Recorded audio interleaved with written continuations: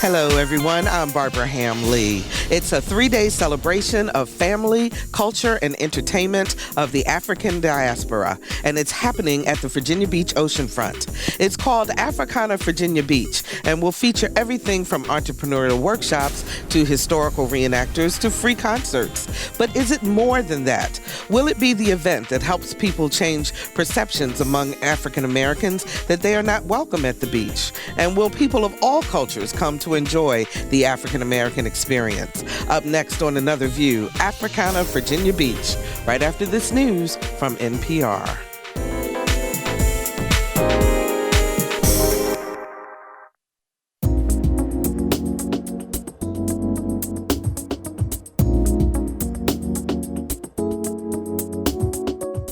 Discussing the issues and celebrating the successes of the African American community.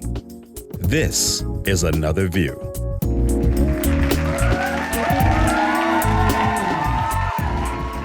Welcome to Another View. I'm Barbara Ham-Lee. At first blush, you might say Africana Virginia Beach is a cross between Af'ram Fest and Black Expo, two previously held popular summer events in Hampton Roads. But promoters say it's more than that. And in light of recent and past events at the oceanfront, the 3-day summer festival may provide unexpected benefits in terms of race relations. Joining me to discuss Africana Virginia Beach, featuring Funk Fest, is Bruce Williams, one of the partners of Novacom, a Virginia Beach-based minority marketing firm and the organizer of Africana Virginia Beach. Hi, Bruce. Hi, how you doing? Along with Captain Patrick Gallagher of the Virginia Beach Police Department, who has news about a very special honor ceremony. How are you, Captain Gallagher? I'm great, Barbara. Thank you. Good. So glad to have you with us. So, Bruce, is it a combination Af'ram Fest and Black Expo? Let's say it has elements of both, and then there are some elements that weren't in either, and then there's some elements that we've hyped, that are talked about or created that are more amplified by being Africana. And that name actually came up by saying, how do we make this inclusive so that it not only works for today, but it works for tomorrow? If you ask me what our vision is, we want to do this multi-year. We want to get the African nations involved. We want to have representatives from Angola and from Nigeria and Ghana, as well as speak to Cajun and Creole and Caribbean. So you want to expand it even more beyond the actual African American experience? Because the people of African heritage have a wide spread of influence. If you've heard about the Melungeons, for example, that was with Indians and blacks. If you talk about the Caribbean experience, but they're all stem from the African continent, and it has influenced the world in all areas: science, economics, mathematics, history, technology, medicine, education. So what we're trying to do here, in our own humble way, is to offer a platform to show the diaspora of the African influence on the world as well as America. So Africana Virginia Beach is next weekend. It's the 23rd, 24th, and 25th of this month. And for those who may not have heard about it yet, describe the festival for us then. What should they expect? It's a 3-day festival event with elements that have to do with information, like a franchising seminar and an entrepreneurs roundtable. It has culture. Our culture walk will be up for the entire weekend. There'll be jazz on Sunday. There'll be gospel on Sunday. There'll be performers very famous performers on Friday night and Saturday night. There'll be activities in what we're calling the Cultural Pavilion at 24th Street. There'll be things for the kids to do. It's designed for African-American families, 40 to 55 years old folks, and from New York to Charlotte. One of the reasons why we're able to do this is that the city of Virginia Beach has always tried to entertain, well, not always, but has seen that by entertaining its visitors, it helps them think about coming back, creating an experience that people enjoy when they came to the beach. All we're doing here is bringing an Afrocentric element to that experience, making it positive. I have to think back to last Labor Day. I was in 31st Street Park, and you know all the controversy about 31st Street. Mm-hmm. Well, I saw, God rest his soul, Stanley Clark and George Duke. George Duke just passed away. I got a chance to see those legends in person, live, for free, have them perform. They had a great time, and I enjoyed it. Mm-hmm. What do you put a price on that? And that was definitely Afrocentric, but we had a ball. So I said to myself, we got a great venue called the beach. How can we create this element and be a win-win? Win for the business elements of the beach. I'm a taxpayer in Virginia Beach. So, anybody comes, leaves money, and goes home, that's great. I also am an African American, and I believe in what my culture is, and I think I'm proud of it. So how do we make all that work? And that's what Africana, in a sense, is based on. So this 3-day weekend will have things you can learn, things you can fun with, things you can network with, people you're going to meet from both folks locally, but more importantly, people like yourself who live in New York and Philadelphia and Baltimore, where there are commonalities and there are differences, and the opportunity to create an environment, a platform for having one of those weekends where I'm going to come back and do it again. Mm-hmm. Now, okay, let's talk about the elephant in the room, because we know that there have been previous events at the beach that have been African American centric, or at least the crowd has been predominantly African American, and there have been issues in terms of violence and so forth. So why Virginia? The reaction I got when I was in Baltimore last weekend, I was talking with some friends, and they had heard the promotion for this, and they said, Virginia Beach, are you kidding me? And that is a real perception within the African American community. So why Virginia Beach? Well, you hit. In fact, the fact that you even said that is the reason why. Virginia Beach has invested millions of dollars in upgrading its waterfront. I was out there just the other day. I was getting things prepared for this, and I did a little driving around. I went to the Spring Hill Suites down there. There were 6 black families coming and going. There was a group out of North Carolina. I ran to a gentleman in front of one of the hotels on 36th Street. I asked him, I said, you visiting? He said, yeah, I'm from D.C. He said, yeah. I said, wait, you came down to visit? I said, yeah, we go home on Monday. The fact of the matter is we have a gap between the perception and the reality. I would say to you that we do need to have more black businesses on the beach. We do need to have more developers on the beach that are African American. But if folks feel that that's persona non grata for black folk, then entrepreneurs who are black aren't going to be there either. Mm-hmm. We're going to try to break that stereotype with this event. Mm-hmm. Captain Gallagher, this is a big event. Folks will be coming in from all over the East Coast. What about safety? What do people need to know? Well, first and foremost, if I could comment on the elephant in the room, Mm-hmm. Believe me, we recognize the elephant in the room.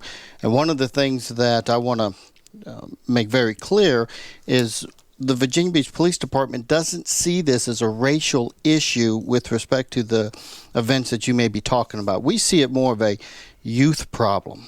Mm-hmm. I could point to areas in Florida and Daytona Beach and areas that are predominantly white, and they also have these same problems. I'm not throwing the student body under the bus. There are a lot of students from a lot of universities that come down to Virginia Beach and want nothing more than to enjoy the environment that we have there. However, there are some that want to take advantage of the situation, and I call it hiding in plain sight. If your intent is to create hate and discontent, to commit crimes, whether it's acts of violence or otherwise, it's a good opportunity for you to hide in amongst the crowd. Exactly. Mm-hmm. Now, I want to point out that during the college week that we had, when law enforcement, my officers and myself, had to engage the crowd, I can tell you that the crowd was peaceful. Now, a lot of people look at me strangely and say, are you kidding me? I saw the YouTube videos. I'm telling you, the crowd parted. They did not engage law enforcement. They almost accepted the fact that there was an element within that crowd that needed to be extricated, and that's what we did. It was a very peaceful crowd in that sense. Now, there were 40,000 people there. If you take 1% of 40,000, that's a large number of folks.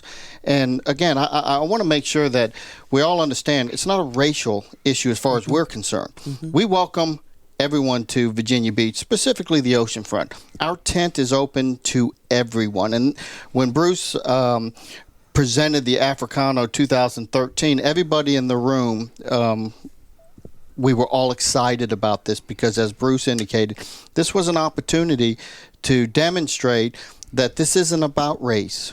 And that's the reason why I wanted to talk about Africana Virginia Beach on this show, because there is a perception within the African American community that is different from what you're saying. And not for everybody, but enough that people, especially those from out of town, who may have been here even in '89 when Greek Fest happened and so forth, and they still carry that over. But Bruce, you made an interesting comment earlier when you were talking about the people that you're trying to attract to Africana Virginia Beach next weekend are the same folks that were here for Greek Fest. Or we're in school. Or we're in school and then. heard about it. Understand, right. The dynamic behind Greek Fest in '89 was that it occurred in September, Labor Day weekend. Now, prior to that, everybody was ready for the long, hot summer. Folks saw Labor Day as the end of it. Secondly, it was in places that were urbanized, like New York and Los Angeles and Chicago. Virginia Beach, and I think Captain Gallagher stated quite eloquently, I was out there that weekend too, because I was there for the crab soup festival. I didn't know they were there either. And so the professionalism of the Virginia Beach Police Department, how they handled the situation, which could have completely got here, which it did back in '89, and I'm sure Captain agreed, look at the history. The officials overreacted. The police department overreacted because their sensitivity to folk of color was not there. The beach was not there. It was still called the Redneck Riviera, and it acted like it. It's a different place now, completely different. The fact that this gentleman has gone out of his way to honor African American policemen to serve in the force. We're going to talk about that. Mm-hmm. The fact that we were welcomed, so long as we came right, in other words, with a plan, and we're willing to do what we could to make it the kind of event we all be proud of, they were ready. And the other piece of this thing is, and it really hits me, is I want to make sure other white folks, understand, just because it's black, don't mean it's going to be violent, it's going to be out of unruly, and it's going to be not productive for the community. And there is that perception as well. And you also want to have people of other cultures to come and enjoy the experience. Correct? I was in a meeting yesterday in this building, and we were talking about what people know about history. Not mine, black history, just history. and all you can do is watch Jay Leno and Jay Walker, and people are like, whoa, who'd you fight the Spanish American War? So the fact that we could educate not only African Americans, the people of African heritage, but other folks as well, to where we have come from, what we have been through, who has been part of us, and how they have contributed to this country and to this world, is valuable in this era. Mm-hmm. Because folks need to understand, no one's siphoning off the strength of America. The strength of America is in its diversity. 440-2665 or 1-800-940-2240 are the numbers to call to join our conversation. We're talking about Africana Virginia Beach featuring Funk Fest, and we'll talk about those concerts in just a second. But we want to hear your thoughts about a crowd and a new event coming to the Virginia Beach oceanfront. 440-2665 or 1-800-940-2240. Bruce and Captain Gallagher, the event for the most part is free. Yes. Correct. So anyone can come down. Are you increasing patrols? Are you just treating this as a regular day at the beach for the summer? What are you going to do, Captain Gallagher? Well, we increase patrol simply because we have more people. There's a crowd controlled necessity there. Mm-hmm. I'll also point out during the day in the south end of the beach we have ECSC. That naturally draws a lot of folks. So we will be very busy. The boardwalk is going to be really crazy next weekend. That'll be great. Let me ask you about the memorial that you're going to be doing, honoring the first African American police officers that joined the Virginia Beach Police Department. And you have a wall of fame, I guess, at your precinct. Is that correct? Yes, we do. Okay. How did that come about, and what are you planning on doing? Well, if I can give you just a little bit of a historical perspective about what we're going to do on the 24th and why we're there on the 24th, and then I'll kind of answer that question. Mm-hmm. Last year on August 20th was a ceremony in which we held at the 2nd Precinct honoring 8 black law enforcement officers that were the first police officers in either Princess Anne County or the town/city of Virginia Beach before the merger, and also up to 22 auxiliary black officers. We had believed in our heart of hearts that we had done the due diligence to identify all of those, what we call pioneers, the ones that broke that color barrier from a local historical perspective. On the 20th, at about 2 o'clock in the afternoon, this is a few hours before the event, I was told that there was a woman outside who needed desperately to speak to me, and this turned out to be the daughter of a gentleman by the name of David S. Whitehurst. When I brought her in, she was emotional but reserved, and she told me, you missed my dad. Wow. And I cannot tell you the expression on my face and the way I felt, and I almost wanted desperately to have an excuse and say, no, your dad worked for Norfolk, or no, your dad was a deputy sheriff. And very quickly we were able to determine, no, we had missed somebody. So during that ceremony, I told Miss Whitehurst and I told the entire crowd, I have an announcement. There is somebody we've missed, and I gave that woman my honor, or my word, that we would make this right. Well, during the course, during the course of the next several months, we dug deep and we identified 2 others. Hezekiah Little, who we have some local historic value there because he was actually shot and killed and subsequently added to our memorial and also the memorial in D.C. And we also identified a 3rd gentleman by the name of Eugene Ramsey. And because of that, we decided it was time to fix the problem that we had discovered on the original date. So the 24th is that opportunity for the Virginia Beach Police Department to make right what we unintentionally didn't do completely right the year before. Something that, as I was reading the bios of the officers that you're honoring, I noticed that all of them had a very strong tie to the church. And yes. And I just found that curious in terms of what their decision making was in terms of wanting to cross that color barrier to integrate the Virginia Beach Police Department, and how that faith helped them in their walk. In your research, have you been able to find out anything about that? Well, let me say this. I can't say for absolute certainty, but I can tell you anecdotally from conversations and the research that I've done that there was a definite need within the black community to have a law enforcement presence. Unfortunately, another elephant in the room that we all must acknowledge, that during this time frame, racism, bigotry was a part of society. We cannot hide that. That was a truism that we acknowledge to this day. In fact, if I might, that's what makes these gentlemen so much more worthy of honor, because it wasn't easy. It wasn't easy for them because on 2 fronts. One, society, white society, didn't necessarily want to accept black law enforcement. And within the black community, they didn't necessarily want to accept the authority of law enforcement. So they caught it on both sides. They caught it on both sides. And that's what makes them even more special, in my opinion. But it was a need. It's also the same reason why there was volunteer fire departments, black volunteer fire departments, because there was a need. And, necessity breeds invention, if you will. So if the contemporary law enforcement wasn't going to be there for that community, well, these folks decided they would take it upon themselves and do the right thing. And thankfully, it was slow. It's slow going, but thankfully, it started at some point.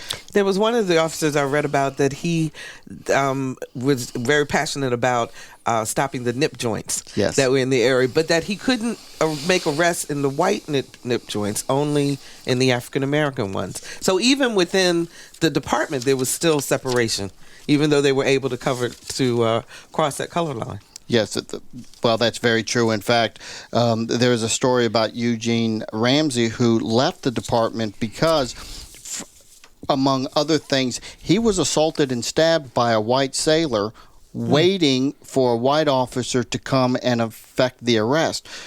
Eugene Ramsey was the one that, for lack of a better term, effected the detention, waiting for a white officer to do what, quite candidly, he should have been able to do. So it made some trouble. But the person with whom you're talking about is Robert Sparrow. And I have an interesting story, if you would indulge me, if you would. In 1991, I'm a brand new officer, and I was assigned to a detail in the summertime off of Alicia Drive, which is where what used to be Wedgwood Trailer Park. And I was outside of my car. It's the middle of the day. It was ungodly hot. I was very uncomfortable, and off to the corner of my vision, I see this elderly black gentleman walking. He's laboring. This is nothing easy for him, and he has a glass of what I assumed was water, and he came to me and he offered me this water, and of course I accepted it because I was dying out there, and he introduced himself as Robert Sparrow. I had no idea who he was. He was very proud of the fact that he was a Virginia Beach police officer. He told me that he was the first black police sergeant. And he gave me some other information about himself. But the other thing that strikes me about that conversation was he pointed to his house and he said, "You're always welcome there. So if you find yourself out here, stop by." Now, I'm young. I'm 26 years old. What do I know about history?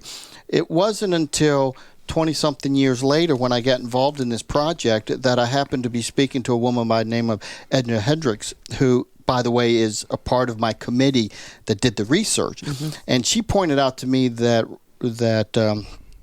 Robert Sparrow lived on Alicia Drive. And it was at that moment all of that memory came back.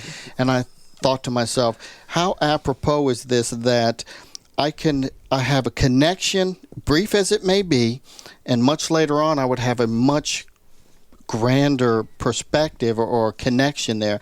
It was wonderful. And I remember I shared that story with the Sparrow family, and they were very appreciative of that.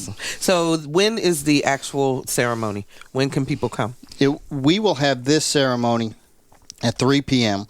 It will be at the 24th? On the 24th, on that Saturday. Okay. It'll be at the 24th Street Park. We'll have the stage. We are dovetailing some of the events for the Africana 2013, and at the conclusion of our event, and then the continuation of the events that Bruce will talk about. Okay, so all of that came together. Yeah, well, we were at a security meeting going over details and whatnot, and he asked for a sidebar. He brought it up, and I remember saying to him, I said, he said, "Look, we want to have people around when we do this." I said, "Well, how long do you want?" He said, "Well, can we at least have 30 minutes? I asked him, I said, "Captain Gallagher, what will it take to do it right?"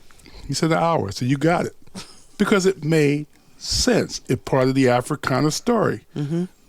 So just so people understand, Bruce, when you come down to the oceanfront next weekend, you can either participate in roundtable discussions and workshops on entrepreneurial events. That's one thing you can do.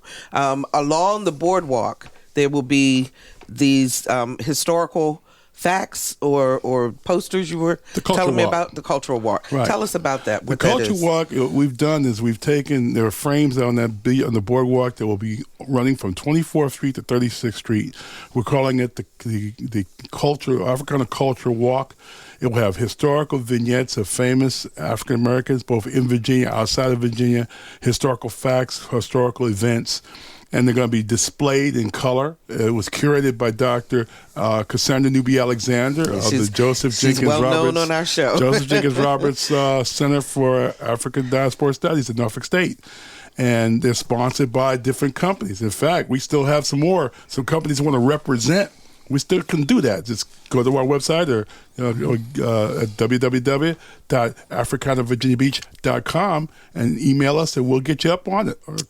So the deal is that we're going to have events there, events at the Sheraton, and each of these things are aimed at different folks' needs. If you're a veteran and you're a minority, and you're interested in going into business, you should definitely be at the Oceanfront Sheraton at 10 o'clock in the morning, because Miriam Brewer is the director of those programs for the International Franchising Association, and those programs, many of them will fund you. She's going to be there to do a 3-hour session, soup to nuts. Anything you want to know about franchising, she'll be doing. And you need to register for that. You go online, AfricanaVirginiaBeach.com, and be there because it's free. And it could put you, especially if you just retired after 20 years and you're a CPO or you're a commander or you're even a sergeant. This is it. If you ever wanted to know, even if you're not going to do it, but you have an inkling you want to do it, that's the place to be. You got it. We're talking with Bruce Williams and Captain Patrick Gallagher about Africana Virginia Beach featuring Funk Fest. And it is next weekend, the 23rd, 24th, and 25th of August. 440-2665 or 1-800-940-2240. Walter joins us from Charlotte, North Carolina. Hi, Walter. You're on the air. Hi. How you doing? Doing great. My thing, I just want to ask one thing here is that, I understand that about the Africana. I drive a truck across this country, and I go to a lot of events nationwide, okay? I just came from the Sturgis up to not too long ago when I worked through that town.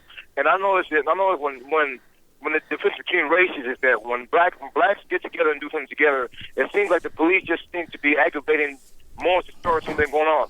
I mean, this is going to be one of those events that the police going to just be looking for them to start somebody with. Like, being 47 years old, I've never been in trouble in my life, but I don't want to go to an event. But I know that the police are just going to be picking with folks just to start something, and then all of a sudden you got a chaos just for them to say, hey, look, okay, then get black folks together, Since we have the police department represented here, let's ask Captain Gallagher. Thanks so much for your call, Walter. We appreciate it. Well, I appreciate Walter bringing that up because I think we do need to talk about it. We at Virginia Beach, we host a number of different types of people. It makes no difference if it's Hispanic, Asian, Filipino, or black. For us, it makes no difference. And I can assure you that if you come to Virginia Beach, you are not targeted. And I can tell you, if we go back and we look at what happened during the college week, if you look at the crime statistics, and I presented this to the Human Rights Commission and to other groups, and I said compare the arrest stats of what we do at the oceanfront compared to anywhere else in the city. Demographically, we are right exactly the same. So we do not treat folks at the oceanfront any differently than we would at Kempsville, whether we would in Independence or any place else in the city. So I'm glad Walter brought that up, and I'm happy to, and I hope that my comments maybe quelled some of that. Yeah, let me, just before you come, Bruce, I just want to ask you a question, though, Captain Gallagher, because one of the things that people have said who were at the oceanfront in April when the latest thing happened was that it was not necessarily the college kids who came to the beach, but there were others who had mixed in with the group. How do you prevent that? Can you prevent that? Well, and are you worried about it for next weekend? Well, here's our message. We reviewed that, by the way. I was on, and once I recognized it was happening, I came back down that night. I went on the internet. I took a look at some of the stuff on TV and those things. And we're going to send a message. In fact, I'll say it here. If you're coming to create trouble, create problems, to act out, to try to demonstrate your man and womanhood on the street, stay home. Do not come. We are with the 2nd Precinct and the police department. We've had these discussions. We're looking for folk who are mature, who want to learn, have fun with their families. If you want to come here for other purpose than that, stay home. And that's our message. 440-2665 or 1-800-940-2240. Gerald joins us from Chesapeake. Hi, Gerald. You're on the air. Hi, how are you? Doing great. I'm 50 years old, but I didn't go to Greek Fest in 1989 because I didn't like what I saw in 1988, Labor Day of 1988. And I still haven't gotten past that. I'm working on it, and my friend and I, what we witnessed, the way the police acted, like you say, hopefully things have changed to the point where, we don't have to go through that anymore. But it was just, I remember it like it was yesterday. And I told my buddy, I said, we can't go in 1989 because it's going to be trouble because we remember what we saw that Labor Day evening of 1988. And I've never gotten over it. Mm-hmm. Thank you. Gerald, your sentiments are the same as a lot of people. Captain Gallagher, you want to respond? Absolutely. I hate to look at the calendar because it's I see how old I am. I have officers that work for me, and there's officers that work on the police department that weren't even born when I joined the police department. Either they weren't born in 1989 or they were very young in 1989. I can say that the cadre of officers that we have now are different than the officers that we had then. Generationally, we bring the garbage that we've learned in the past, and sometimes that manifests itself in one way or another. This newer generation, over half of our police department is young enough to where they were not part of that generational issue in 1989. So I can tell you that it's not just the Virginia Beach Police Department, society in general is different. As we move forward, we progress. Hopefully it's in a positive way. I think from a law enforcement community, I can tell you that I've seen huge strides positively and almost technological, but also in community relations and the way that we just deal with differences, whether it is regionally or the color of our skin. Gerald, you are absolutely the person that we have programmed this event for. You're absolutely the person. You and thousands like you from New York to Charlotte and beyond are exactly why when we said to the City of Virginia Beach, we're willing to program something of value and of quality that these folks will relate to if you're willing to help us do it. And they said, yes, you're exactly right. Because the city understands that although 10% of their visitation is African American, and although they spent millions of dollars to upgrade it, and as Captain Gallagher pointed out, been more sensitive to all kinds of groups and folks, the perception still exists. If I had $1 for every person who told me, Virginia Beach? Are you sure they let you do that? I would be a rich man right now. But the point is that your feelings are genuine, they are sincere, and the city has cooperated with us to see to it that your experience here is one you enjoy and want to come back, and hopefully will mitigate the one that you have now. And to give you a great example, one of our events is the Wobble Challenge. I was going to talk about that. That's great. It's the Wobble Challenge for sickle cell anemia, sponsored by, of all people, Denny's. Now, that used to be called another name at one point, and they went through their whole catharsis. But I will tell you this, they were one of the first folks who saw the idea as being positive for them, who put their toe in the water, so to speak, and we linked them. They didn't have the idea of sickle cell. We linked them to the Wobble, and they didn't know what a Wobble was. Now they do. And at this point, any Denny's in the area that you go to, you make a donation to sickle cell, you get a free food coupon because they recognize that they need to give back too. And they wouldn't have done that if someone hadn't brought them an idea like we did. And just for those who are unfamiliar with the Wobble, explain what it is. That is a group line dance that is very, very popular amongst the African American community. It's spread throughout, and it's active. It's fun. It is fun. And it can be done by anybody, quickly learned, and it's going to be great having all those folks out there at the park wobbling for a good cause. All at the same time. And now tell us about the musical events in the evening also. What we did was we had icing. We put a cake underneath it. Along with those seminars on Friday night, Cameo hits the stage. 6 p.m. As well, we begin the evening show at the stage on the beach. The stage at the beach is going to be at 21st Street on the sand, and that will begin at 6 o'clock with DJ Heart Attack spinning, and then after he spins, there's going to be I think it's MYB band, and then Cameo hits the stage, and that's on Friday, and once that's done, on Saturday evening, it's Midnight Star. And I think there's a group called Strictly Business they'll be playing. If you go on either our website or the Beach Events website. And that'll be, again, free concert. This is free stuff. Not to mention we'll have African dance, other stuff going on at the park during the day. But the big concerts are all free. And that's Friday. That's Saturday night. And then Sunday at the Cox Cultural Pavilion, we've added Marcus Johnson and several really great acts. There's a group coming out of Washington called Bliss. Jazz group. He plays with a violin. The guy is bringing his ensemble. It's going to be fantastic. Marcus Johnson's got a couple guys leading in front of him. We've got Elements as a gospel group. All this entertainment is going to be free, along with the seminars. The only thing we charge you for is the luncheon, for the round table on Friday, the Vashti McKenzie, Bishop Vashti McKenzie, National Chaplain, Delta Sigma Theta Sorority, AME Bishop.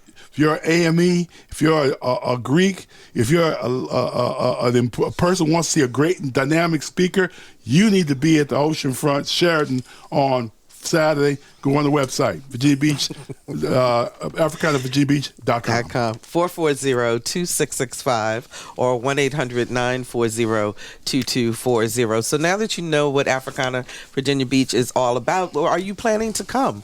Give us a call. Let us know if you'd like to go down to the oceanfront and have a different experience.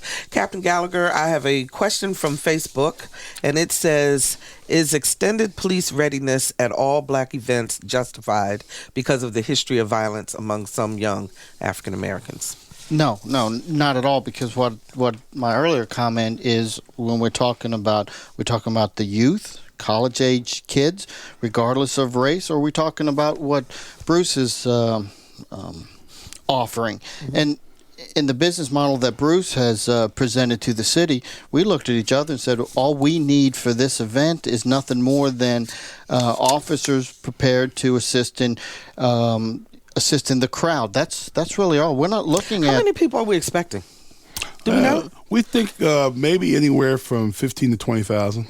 15 to 20,000. That's a conservative estimate. And then on the other end, you've got the surfboard competition. And how many people usually come there? I'm trying to get a sense of how many folks are going to be at the oceanfront next weekend. During the day. Now, I will say logistically, it works out great for us because the ECSC generally stays down at the south end by the loop. Mm-hmm. And these are a lot of kids, and we will have a huge law enforcement footprint there because we understand that the surfer crowd, does have a little bit of a need to see parental supervision, if I can put it that way. And that's in the day during the morning. In the evening, we have a totally different set of circumstances that all we will be doing is assisting folks across the street, ensuring that everybody has a safe environment. And, to be quite candid with you, I'll be working the night end of the shift. So I'll be out there, I'll see Bruce, and I'll enjoy the concerts. And generally speaking, is what I usually do is I just like to talk to people and find out where they're from and, interchange some conversations and then, move on to the... Really, changing perception does come down to one-on-one interaction, doesn't it? Yes, that's exactly right. That's what it's going to take. Yeah. Bruce, you've put, I hear your passion in this, and I know that you've put yourself out there on the line with this event. What is it about this event or this opportunity that makes you do this? I've consulted over the last 20-some-odd years with a variety of different events in the area. Berkeley Reunion, Af'ram Fest, Fishbowl, a whole bunch. And I guess in doing this myself, first of all, there are days I look in the mirror and say, what were you thinking?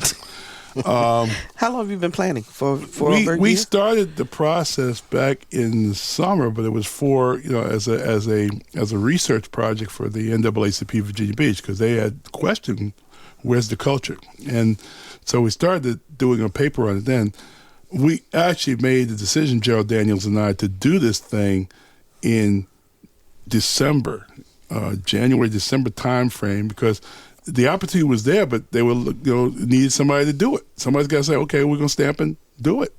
And we took a look at it and said, well, how does this fit and feel? And we took a shot at it. But I will tell you this. Over the period of time that we've been planning this thing and putting it together, I've run into people who I've used to work with.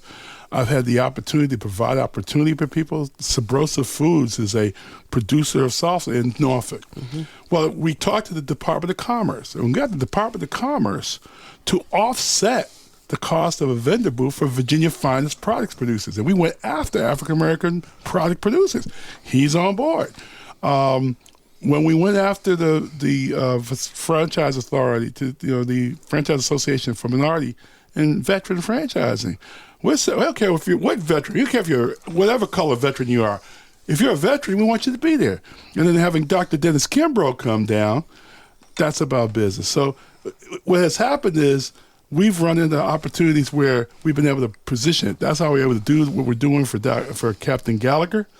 And I may even have a discussion with somebody from the Negro Leagues by this weekend. So, I mean, it's kind of blossomed because it's given the opportunity for talent and for education information to be exposed. You're going to really enjoy the National Association of Black Storytellers because I got 8 of them coming, and that's going to be a great treat to sample them for November. And they're coming in, they're going to actually be on the boardwalk kind of telling stories. They're going to be people walk by. They're going to be in the culture walk. It'll be engaging people. They're going to be at the Cox Cultural Pavilion engaging folks.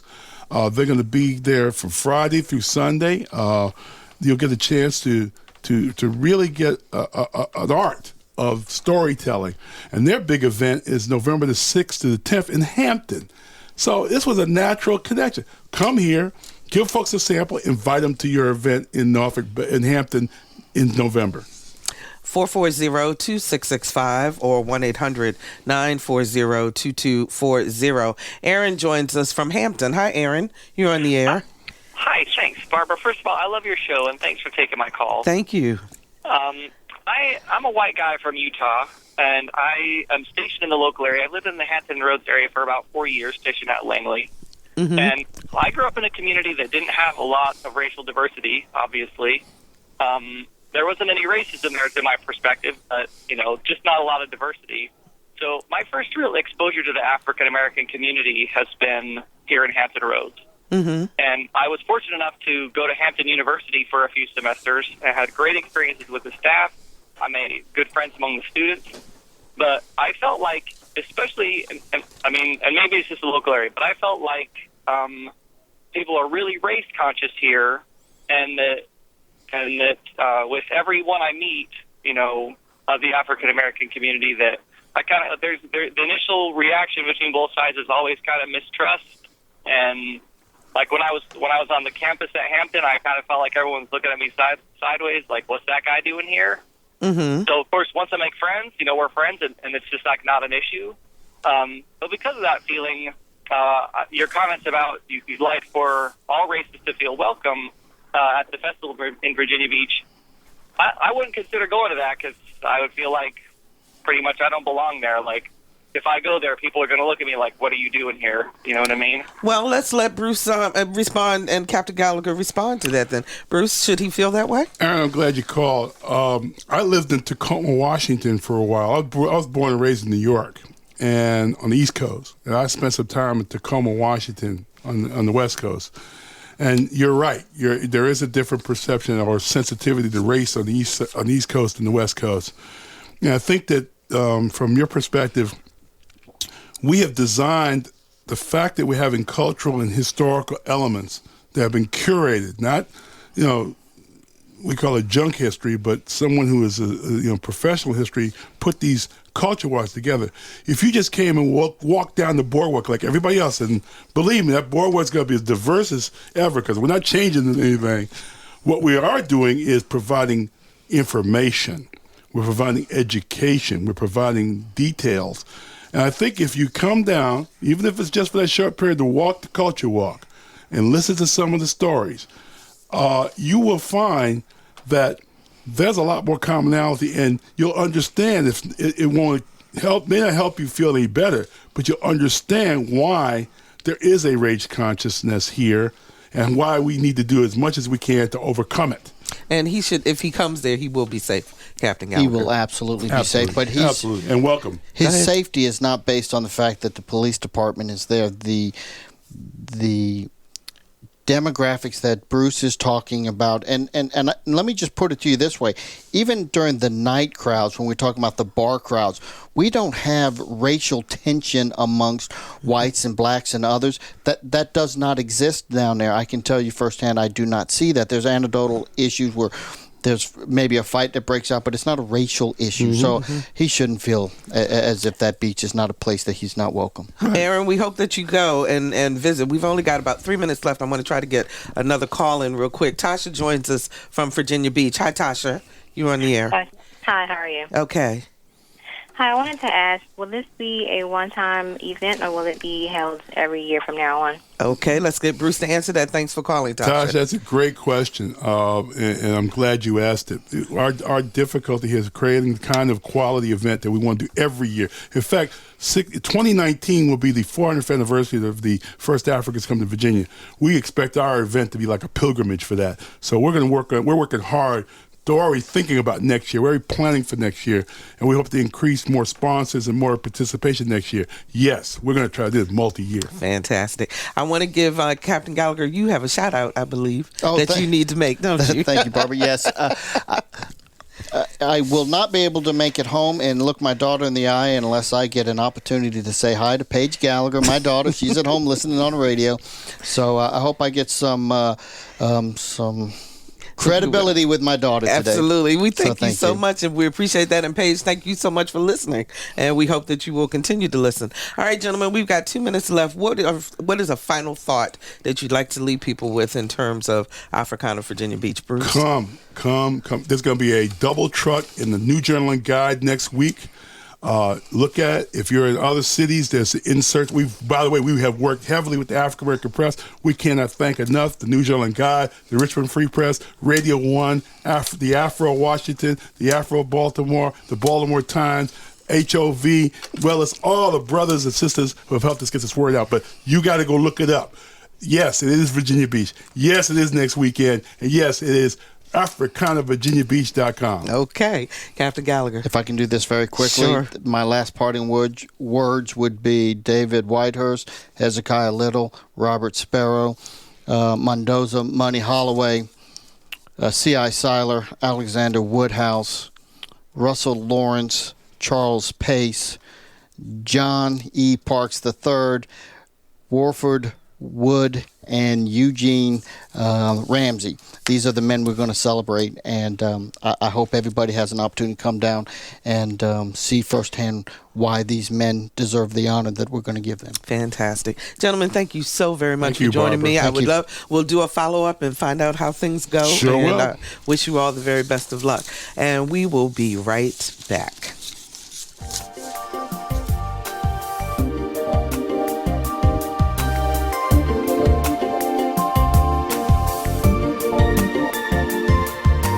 Hi, I'm LaShawn Merritt, and if you want to discuss the issues and celebrate the successes of the African American community, listen to Another View on 89.5.